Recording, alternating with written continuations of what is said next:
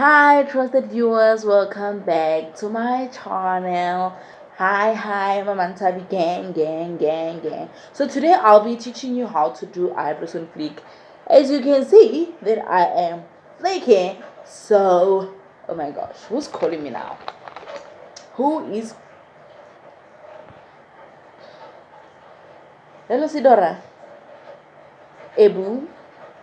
Nya ke lo re ke re ha le sena solution ya coronavirus lockdown ya lo le sa mfoune wa re ba khansetseng ha gona motho o na le right ewa nya le ka nya ha paseka itsene maloba re ile le shone la gatata re le 4 gape la go boa le cancel nya paseka yone ra good friday nya wait coronavirus ya ntena utlwa e ntena le matšhaena a yone ebile ke batla go rela go hela ke go bua le ngako le ebu ke go bua le ene ngakela Monthibi Statele re romele mmoko le bejane tse dintse ke ntse mollo wa badimo le gadimalela ko sonse ba re keng kana tladi ebu ya 35 rand ko renkeng ya Rustenburg re di isa China utlwa dinagmeri re ka se go tla go utlwa ka batho ba itsane ka di-plat figure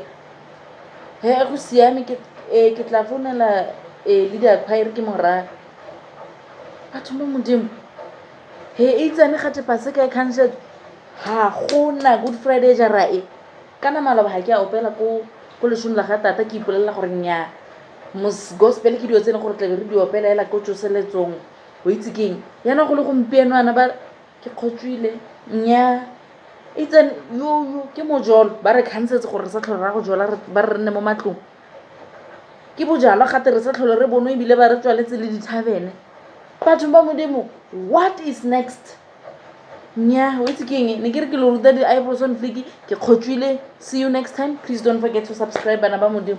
Goodbye.